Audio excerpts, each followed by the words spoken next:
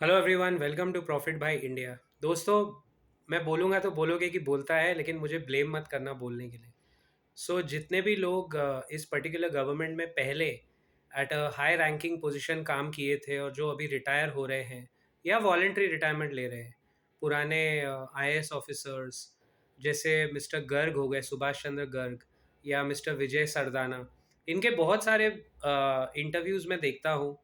और तीन चार लोग हैं, ऐसे दो का नाम मैंने लिया, बट तीन चार लोग हैं, इनके बहुत अच्छे अच्छे इंटरव्यूज आते हैं। See now they have nothing to lose, तो ये लोग अंदर की सच्चाई बताते हैं। और सच्चाई ये है जो हमें जो दिखता है रिजल्ट वो पता है, लेकिन उसके पीछे के कारण आपको कोई इंटरनल सिस्टम में काम करने वाला आईएएस ऑफिसर ही बताएगा। जैसे for example mister Subhash Chandra Garg जो हैं, जो अभी तो खैर वैसे भी रिटायर हो गए, बट उन्होंने वॉलंटरी लिया। वो निर्मला सीतारमन के बिल्कुल नीचे काम करते थे, एंड जो जो बातें उन्होंने खोली है, I mean he must have his own reasons.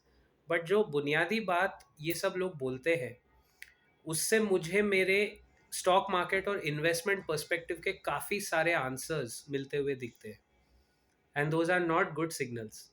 F I I के बारे में तो हम बहुत बात करते हैं ना, एफ आई आई बेच के जा रहा है, एफ आई आई वापस नहीं आएगा।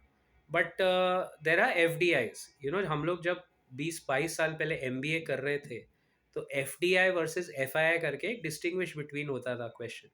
F D I is foreign direct investment, यानी आपके देश में कितने लोगों ने फैक्ट्रियां लगाई या अपने ब्रांचेस खोले, मतलब फिजिकली कितने लोग इंडिया में आके ऑफिस खोल के बैठे या निवेश किया।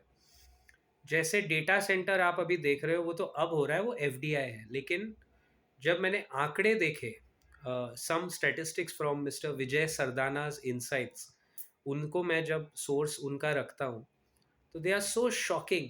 वियतनाम जो हमें हमेशा लगता है वो सारा इंडिया का मसाला पोस्ट कोविड ले गया, एक छोटा सा देश, very small economy, Vietnam, Philippines, मतलब एफआईआई तो वहाँ गए ही, यानी इंस्टीट्यूशनल इन्वेस्टर, यानी जो बड़े मार्केट्स में इन्वेस्ट करते, वो हॉट मनी तो वहाँ गया, लेकिन एफडीआई भी लेके गया।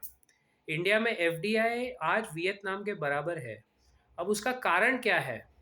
कारण ये है, जो बहुत अच्छे से ये लोग के आपको वीडियोस में समझ आएगा। ये जितने बड़े बड़े make in India, vibrant Gujarat summit होते हैं, मेक इन उत्तर प्रदेश, ये सब होता है, इसमें एमओयू साइन होते हैं। एमओयू मतलब दुनिया की सबसे वाहियात चीज़ अगर मैंने कभी सुनी है तो वो है मेमोरेंडम ऑफ अंडरस्टैंडिंग। उसमें कोई कमिटमेंट नहीं होता है, मतलब कोई गारंटी नहीं है कि वो इन्वेस्टमेंट आएगा। ट्रिलियंस ऑफ डॉलर्स के एमओयू साइन होते हैं, माइंड यू। वाइब्रेंट गुजरात में भी हुए थे, मोदी जी के स्टेट में। क्या आया इंडिया के पास? ये ठेंगा भी नहीं आया। और इसके वजह से एफडीआई नहीं आता है, जिसके वजह से लोकल नौकरियां जो एक ज़माने में जनरेट होती थी, वो भी नहीं हो रही। क्योंकि क्या है ना, देखिए हमारे देश में अभी भी इंस्पेक्टर राज है। आप कोई फैक्ट्री लगाओगे तो इंस्पेक्शन के लिए कभी भी वो इंस्पेक्टर अगर घुसा, तो आपको पता होना चाहिए कि वो, अभी मैं किसी पे बोलूंगा तो बोलोगे कि बोलता है, बट वो एक करप्शन का जरिया ही है। आप में से जितने लोग ये करप्शन फेस कर चुके हैं, मुझे बताइए।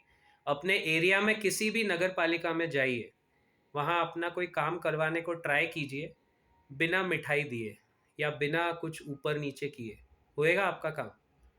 तो हम लोग क्यों फॉरेनर्स को ब्लेम करें जब वो यहाँ आते हैं? रेट्रोस्पेक्टिव टैक्स के नाम पे भी हमारी सरकार उनको छोड़ती नहीं है, ठीक है। और इसको बड़े गर्व से, बड़े मतलब प्राउडली हमारी सरकार, देखा हमने गोरों को लूटा। अब एक गोरे नहीं आ रहे हैं, ना तो वो एफआईआई आ रहे हैं क्योंकि आपकी करेंसी डूब रही है, ना वो इंडिया में निवेश कर रहे हैं जिससे वो कुछ एसेट्स क्रिएट करे। लैंड बैंक आपके देश में मिलता नहीं है। एक लैंड अक्वायर करने जाएंगे तो फार्मर सड़क पे आके प्रोटेस्ट करेगा, तो उधर का पॉलिटिशियन वैसे ही झुक जाएगा, क्योंकि फार्मर का लैंड वैसे भी लेना नहीं चाहिए। तो आपके लैंड पार्सल क्लियर नहीं है। आपके देश में जुडिशरी इतनी घटिया हो रखी है, एक एक केस 15-15 साल तक चलता है, और ऐसे केस में कोई एफडीआई आपके देश में लेके क्यों आएगा? बट गाइज, ये पहले 2016-17 डीमोनेटाइजेशन के बाद ये ज़्यादा बढ़ गया है कि लोगों ने ट्रस्ट फैक्टर जो था, मोदी जी का नाम दुनिया भर में बहुत है, लेकिन दिखाने के लिए रियलिटी में उनके पास कोई नंबर ही नहीं है, क्योंकि इन्वेस्टमेंट के नाम पे हमें धोखा हो रहा है। और आज अगर आप देखो, कोई इंडियन से बात करो, मैं सच बोल रहा हूँ, जो व्यापारी आदमी है ना, वो चाइना से माल इंपोर्ट करके इंडिया में सिर्फ ट्रेडिंग कर रहा है, ट्रेडिंग। यानी चाइना से सस्ता माल लो, उस पे इंडिया का कोई अच्छा सा टैग लगाइए और इंडिया में बेचिए, वो खुशी खुशी माल बिक जाएगा। अब इससे क्या हमारे स्टॉक्स पे असर पड़ेगा? ऑब्वियसली, क्योंकि हमारे एक्सपोर्ट को इससे सीधा सीधा नुकसान हो रहा है। एफडीआई अगर यहाँ कुछ लगाते हैं तो वो नौकरियां जनरेट करते हैं, फिर यहाँ से माल बना के हम बाहर दूसरे देशों में बेच सकते हैं, जैसा बड़े मल्टीनेशनल्स का। खाली एक एप्पल ने फैक्ट्री लगा ली, फॉक्सकॉन ने कुछ कर लिया, वो 10-15 हज़ार नौकरियां। कहाँ गया वो 2 करोड़ नौकरियों का वादा? कहाँ है वो ब्लैक मनी वापस आने का वादा? कौन ये सवाल पूछेगा? जो सवाल पूछता है उसको तो आप साइड में कर देते हो। बट ये रियल इशू है और यही आपको बाजार में गिरते भाव में दिखता है।